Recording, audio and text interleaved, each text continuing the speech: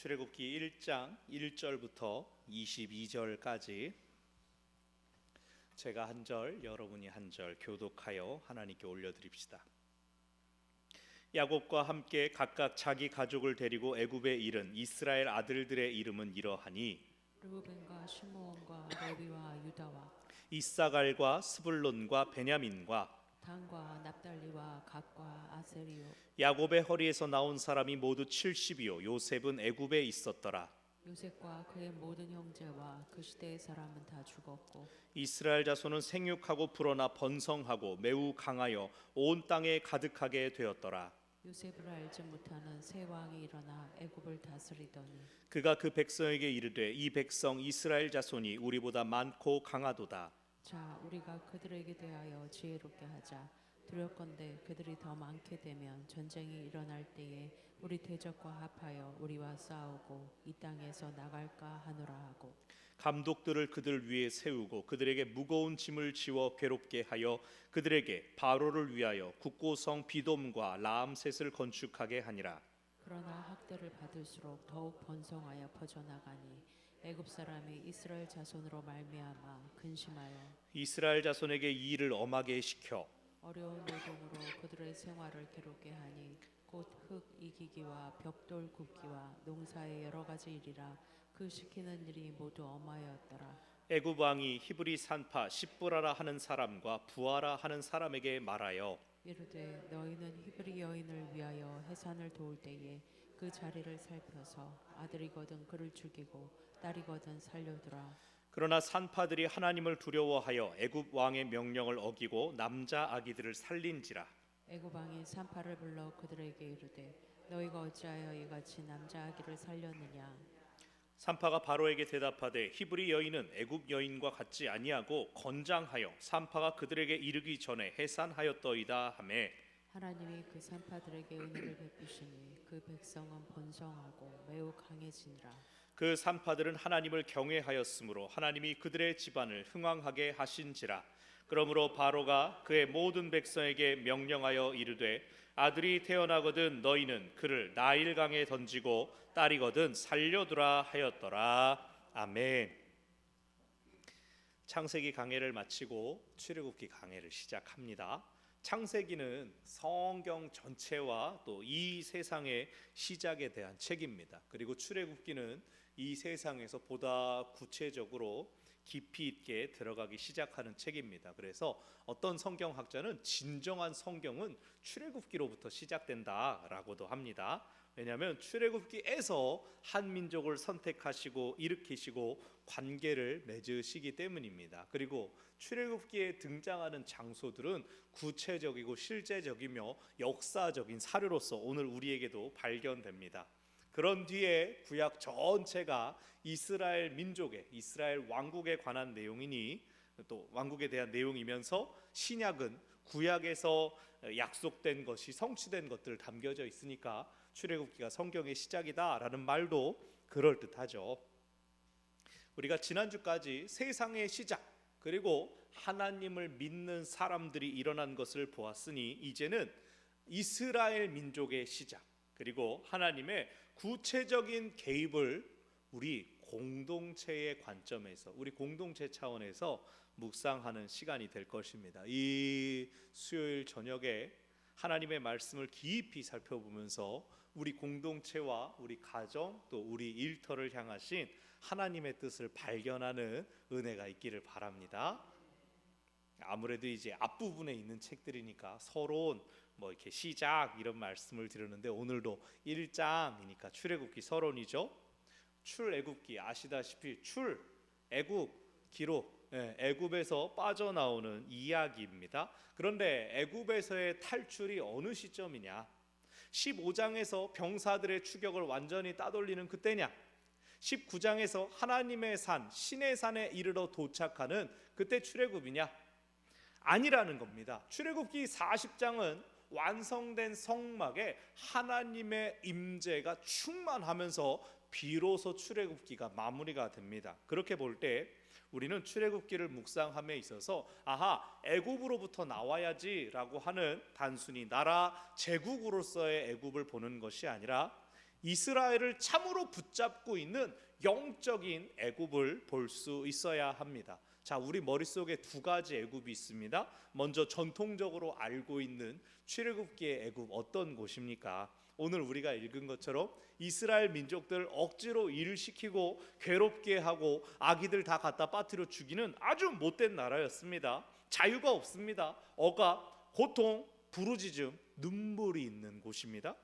당연히 빠져나와야 하는, 누군가가 빨리 끄집어내 주어야 하는 그러한 곳으로서의 애굽이 우리 머릿속에 있습니다. 그런데 우리가 지금까지 1년 동안 묵상한 창세기에서 나오는 애굽은 어떤 곳이었습니까? 위대한 족장들 아브라함, 이삭, 흉년 때만 오면 애굽으로 내려갔습니다. 애굽은 흉년이 없는 것처럼 기근이 들자 남쪽으로 내려갔다 애굽으로 갔다 그럽니다. 아브라함한테 무슨 일이 있었죠? 사라가 너무 이뻐가지고 오빠라 그래라. 그리고 데려갔는데 바로가 진짜 오빠인 줄 알고 나랑 결혼해야겠다라고 했다가 하나님이 끼어드시고 너 왜 그랬냐라고 바로가 꾸짖긴 하지만 선물 다 줘가지고 좋게 보냅니다. 착한 바로입니다. 이삭은 하나님께서 애굽으로 가는 걸 널 내려갈 필요 없다라고 도와주셨죠. 아브라함과 이삭의 이야기에서 볼 때 애굽은 악한 곳이었습니까? 아니요, 괴롭히는 게 아니라 언제든 도움을 받을 수 있는 것처럼, 애굽에 쌀 맡겨놓은 사람들처럼 족장들이 움직였습니다. 야곱 때 아예 기근을 피해서 애굽으로 이사 가버렸죠. 창세기에 나오는 애굽은 자유롭게 드나들 수 있는 곳이었으며 하나님의 사람들이 구원받는 곳으로 쓰임을 받았습니다.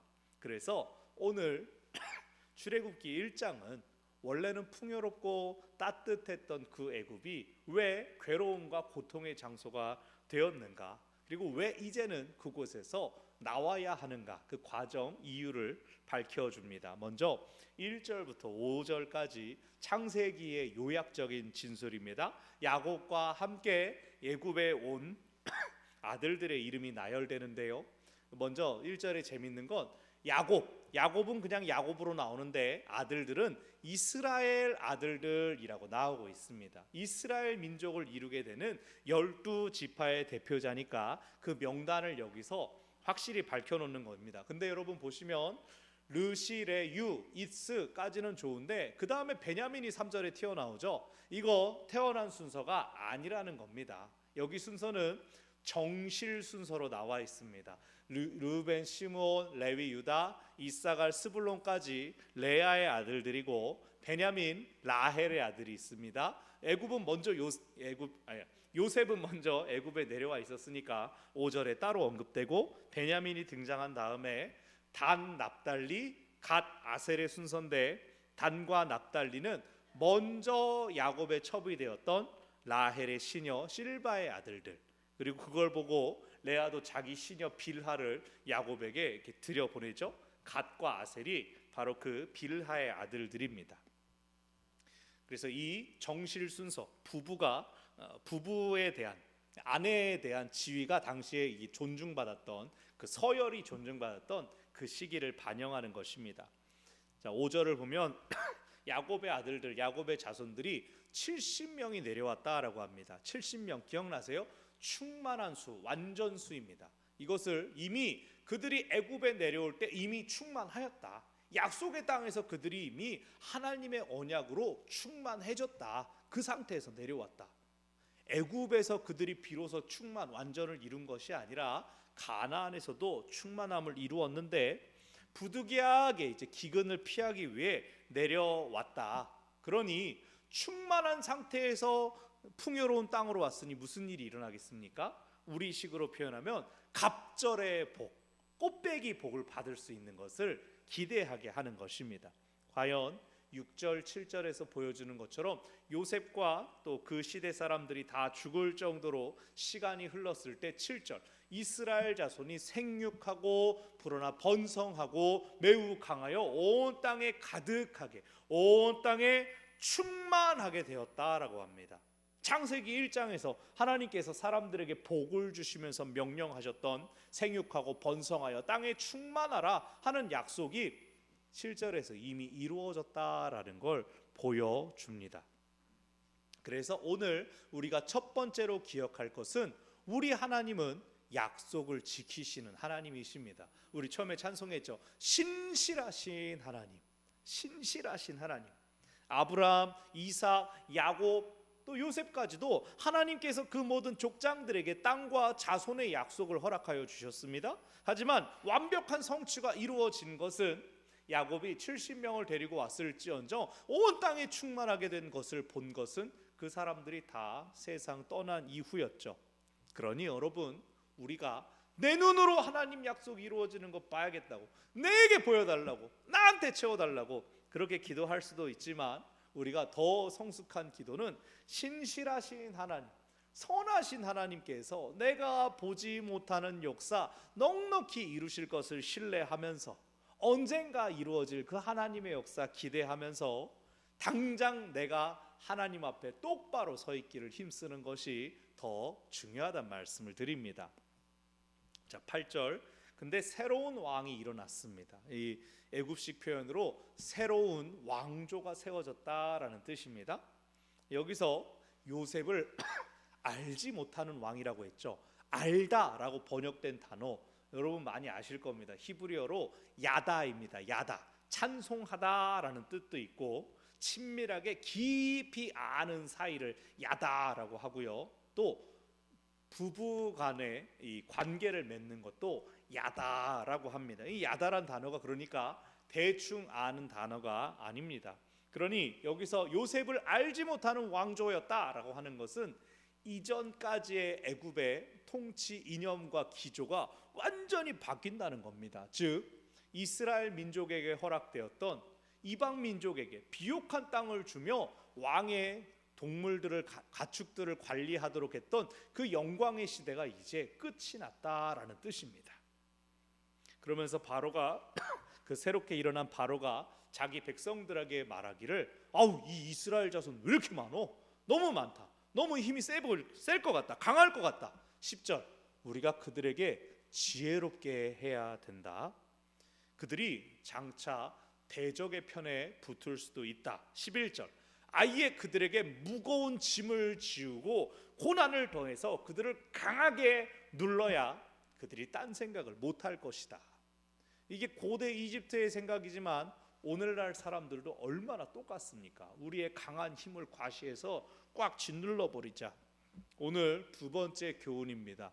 여러분, 강하게 되는 것만이 꼭 좋은 게 아니라는 거예요. 세지고 높아지는 것이 능사가 아니라는 겁니다. 왜 그렇습니까? 강해지니까, 수가 많아지니까 시기와 질투를 받지 않습니까? 공격 대상이 됩니다. 대적들이 생겨났습니다. 오늘날 지구촌 곳곳에서 전쟁이 왜 일어납니까? 우리가 아까 기도했지만 팔레스타인이 그렇게 공습당하고 괴롭힘을 당하고 있는데 이 팔레스타인 수뇌부 하마스는 지금 지하드, 성전을 선포했습니다. 애들을 계속 투사로 만들고 그러니까 더 저항해야지라고 또 강경하게 부딪히고 있습니다. 여러분, 우리가 건강 구하고 부를 구합니다. 그 기준이 뭡니까? 70대이신 분들이 요즘 팽팽한 20대처럼 건강했으면 좋겠습니다. 이렇게 기도합니까? 아니죠. 그냥 좀 덜 아프고 조금 더 튼튼했으면 좋겠다. 계단 오르내릴 때 힘들지 않게 해주세요. 우리 그 정도 기도하지 않습니까? 그러니까 즉 우리가 기도할 때의 기준이 남들입니다. 또래들입니다. 또래. 비슷한 사람들보다 조금 낫게 해주세요. 우리가 부를 구할 때 다른 사람들한테 아쉬운 소리 하지 않을 만큼 넉넉한 삶을 주십시오. 그렇게 기도하지 않습니까? 이런 기도 잘못된 건 아닙니다. 그런데 목적을 분명히 해야 된다는 거예요. 그저 세상에서 높아지기 위하여, 또래들에게 자랑하기 위하여 그렇게 구하는 것이 아니라 하나님의 쓰임에 맡기 위하여서 하나님께서 강하게 하시고 부하게 하시고 혹은 하나님 마음대로 하십시오. 우리를 하나님의 손에 넉넉히 내어 맡김이 있어야 됩니다. 강해지고 부해지면 얼마나 좋습니까? 그러나 그것에 나를 위한 목적이 들어있다면 그것은 하나님의 영광을 가리는 것이 될 수 있다는 것입니다. 그렇게 기도할 때 하나님 마음대로 하십시오. 하나님 뜻대로, 하나님 쓰시기에 편하게 하십시오. 그렇게 기도할 때 내가 생각보다, 내가 남들보다 낮아지고 혹은 가난해지고 약해져도 이 상황으로도 하나님 나를 쓰시려고 하는구나, 하나님도 계획이 있으시구나라고 신뢰할 수 있습니다. 비참해지지 않을 수가 있습니다. 여기서 이스라엘이 강하게 된 것 때문에 애굽의 핍박을 받습니다. 그런데 이것은 또 한편으로는 거대한 제국 애굽이 이 한 이방 민족을 두려워할 정도로 이스라엘의 힘이 강해졌구나라는 것을 반증해 줍니다. 그러니 이제 이스라엘 백성들이 그 땅에 더 머무를 이유가 있습니까? 이제 이 땅에 대한 미련을 내려놓고 약속의 땅으로 돌아갈 때가 됐다라는 사인이 그들 가운데 주어진 것입니다. 애굽에서 계속 잘해주고 계속 번성하세요. 우리나라를 집어삼키세요. 그러면 이스라엘 백성이 약속의 땅 돌아가겠습니까? 뭐하러 갑니까? 여기가 살기 좋은데. 약하게 하심, 강하게 하심 모두 하나님께 속하였습니다. 우리가 그것을 기억해야 됩니다. 어떤 상황에서든지 하나님께서 우리의 주인이시다, 하나님께서 우리의 주권을 갖고 계시다, 그것을 고백하시기를 바랍니다. 자, 우리 모든 환우들, 우리 계속 기도하고 있습니다. 그 환우들 하나님께서 고쳐주시기를, 그리고 하나님께서 회복시키시고 강하게 하실 것을 믿습니다. 그것 가지고 새벽마다 기도합니다. 또 성도의 가정마다, 일터마다 하나님께서 채우시고 넘치도록 부어주실 것을 그렇게 기도합니다. 그러나 지금 당장 그렇지 않다 하더라도 하나님은 우리와 함께 하십니다. 지금 우리가 좀 부족하고 아프고 그런 것 같아도 하나님은 있는 모습 그대로 우리를 사랑하시고 받아주시는 그러한 하나님이십니다. 자, 12절, 이스라엘이 학대를 받을수록 더 번성합니다. 하나님께서 그들을 도우신다는 아주 분명한 증거죠. 지금 온 세계가 경제적으로 힘들고 또 환경 오염, 위기 이런 것들 계속 나옵니다.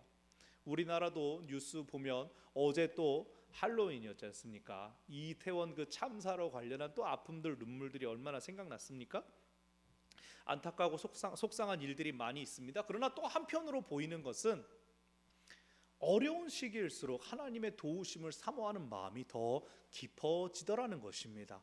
아이고, 이거 사람의 힘과 능력으로 안 되는 거구나, 이거 뭐 나라가 다 책임져 줄 수가 없는 거구나 라고 생각하는 사람들이 하나님을 기억합니다. 하나님을 의지합니다. 기도가 더 간절해지는 것을 분명히 보게 됩니다. 그래서 하나님께서 우리로 겸손하게 하시기 위해서 또한 이런 시간을 허락하시는가? 우리는 그저 묵묵히 하나님께서 은혜 주시기를, 하나님께서 채워주시고 일으켜주시기를 사모하면서 주께로 더 나아갈 뿐이죠. 자, 12절 끝에 가니까 이젠 애굽 사람들도 이스라엘 자손이 많은 걸 가지고 근심하기 시작합니다. 이 바로의 선동과 바로가 오히려 두려움을 그들 가운데 심어준 것이죠. 그래서 13절, 일을 엄하게 시킵니다. 더 괴롭힙니다. 건축하는 일만도 힘든데 14절 보니까 흙 이기기, 벽돌 굽기 플러스 건축 일 플러스 농사의 여러 가지 일을 시킵니다. 이스라엘 민족 처음에 뭐하러 들어왔습니까? 처음에 바로에게 무엇라고 하소서라고 요셉이 그랬죠. 우리는 목축하는 사람입니다, 유목민입니다, 그렇게 소개해서 그래서 고센 땅에 들어가고 바로가 그럼 내 짐승들 좀 맡아줘 라고 하지 않았습니까? 유목민으로 들어온 사람들인데 농사일도 합니다. 그것도 니들 먹을 거 챙겨 먹어라 라는 농사가 아닙니다. 애굽 사람들을 위한 농사일을 합니다. 근데 계속 좋은 면을 봐야 돼요. 그들의 지경이 넓어지는 겁니다.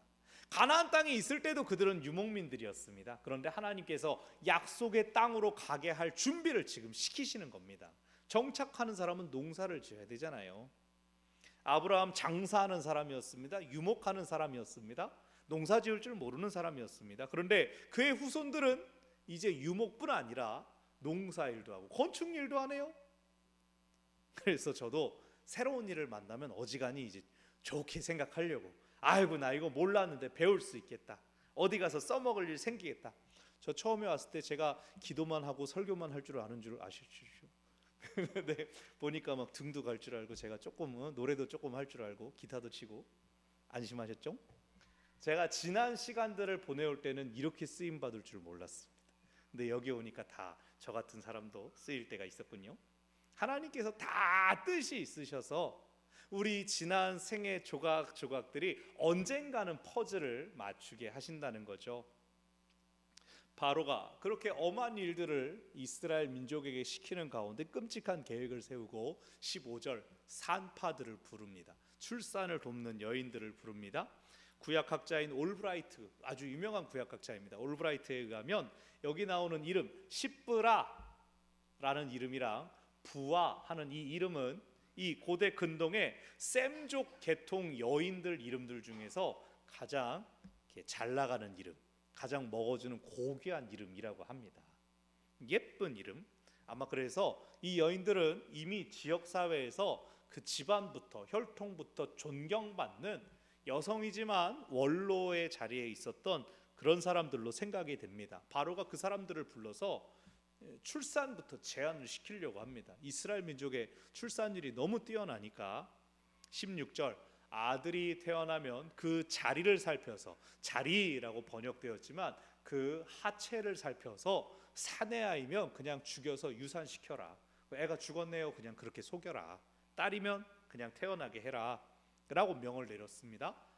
애굽의 통치자가 산파면은 젊은 여인들도 아닙니다. 중년의 여성들을 데리고 위협적으로 압박해서 말을 했을 것입니다. 그런데 이 여인들이 놀랍게도 17절 바로보다 하나님을 더 두려워하는 사람들이었습니다. 눈에 보이지 않는 그 하나님, 우리 민족이 지금 계속 세상에서 고난당하고 있지만 하나님의 일하심을 신뢰하고 하나님을 더 두려워한 이 여인들이 바로의 명을 거역해 버립니다. 남자애들 그냥 잘 받아주고 아이고 축하드립니다. 계속 인구가 늘어나니까 바로가 다시 부르죠. 18절 왜 살렸냐? 왜 살렸냐? 왜 이거 너 왜 내 명령을 어겼느냐라고 하는 아주 준엄한 질책입니다. 그런데 19절 얼마나 지혜롭게 대답하는지. 히브리 여인들이 얼마나 튼튼한지 지들 혼자 나와버려요. 내가 가면 이미 태어났어요. 그런데 일부러 뭐라고 합니까? 애굽 여인과 같지 아니하고. 당신들은 도움받아야 애 낳죠. 우리 세댁들은 얼마나 힘이 좋은지 그냥 제가 나와버려요. 당신들이 그렇게 힘들게 하더라도 우리는 지치지 않습니다. 우리는 좌절하지 않습니다. 우리는 스스로 할 수 있습니다라고 선언해 버리는 겁니다. 얼마나 강하고 담대한 선포입니까? 자, 오늘의 세 번째 교훈이 여기에 있습니다. 하나님께서 준비하신 반전을 기대하십시오. 하나님께서 깜짝 놀랄 일을 우리 가운데 보여주신다는 겁니다. 내 생각, 내 지식, 내 경험 그 모든 것을 뛰어넘는 놀라운 일이 일어날 것입니다. 하나님께서 하신다? 그건 그런 뜻입니다. 하나님께서 내가 예상하고 내가 생각할 수 있는 범위 안에서 일하시는 거 그게 뭐가 놀랍습니까? 그럴 줄 알았어 이렇게 하지. 생각지도 못한 일이 일어나니까 깜짝 놀라는 겁니다. 뜻밖의 도움, 뜻밖의 만남, 뜻밖의 사건. 저는 이제 올 한 해 쭉 보내면서 우리 구역장님들 수고도 많이 하셨고 제 이전부터 계속 수고해 오셨고 또 특별히 코로나 기간 그 이후에 막 으쌰으쌰 하고 계셔서 우리 구역장님들 모시고 한번 바람 쐬면 정말 좋겠다 생각을 하고 있었어요. 하지만 또 구역장들만요 이 소리가 나올까봐 일부러 수련회 그리고 일부러 공원 이렇게 이제 계획을 했는데 어찌어찌 갑자기 막 그거 구역장만 말고 전체 다 같이 후원해 주신 분이 나오고 그러면 거기보단 여기가 좋겠다 막 장소가 떠오르고 시간이 조정돼 가지고 여전도의 가을 소풍이 갑자기 일주일 보내는 중에 갑자기 여전도의 가을 소풍. 여러분 받으신 연락 월요일날 화요일날 받으셨죠? 저 월요일날 아침부터 저녁까지 계속 우리 임원들이랑 연락하고 전달해가지고 여기요 저기요 해가지고 그랬어요. 그랬더니 화요일날 우리 권사님들 몇 분이 우르르 교회 오시더니 뚝딱뚝딱 간식 다 포장해가지고 예쁘게 지금 준비돼 있고 제가 1년 지나면서 제가 그 주일 저녁에도 우리 남성교회 앞에서도 얘기했습니다. 내가 우리 교회 1년 있으면서 웬만큼 돌아가는 거 다 봤다 그랬는데 그 말 끝나자마자 다음날 이런 일을 또 봤네요. 하나님이 저한테 어떤 보여주신 반전 그런 느낌? 금요일날 되게 재밌을까요? 어떤 은혜가 있을까요? 어떤 즐거움이 있을까요? 좀 너무 급하게 준비가 돼가지고 가실 수 있을 뻔한 분들까지 못 품은 거는 조금 아쉬움이 있습니다. 그래도 어쨌든 가시는 분들은 이제 구역원들 함께 하시는 분들은 또 가시는 대로 혹시 있을 뻔한 마음의 어떤 아쉬움과 시기가 잘 달래지는 시간이 되기를 바랍니다. 우리 또 후원해 주신 박달선 장로님 가정에도 감사드리고요.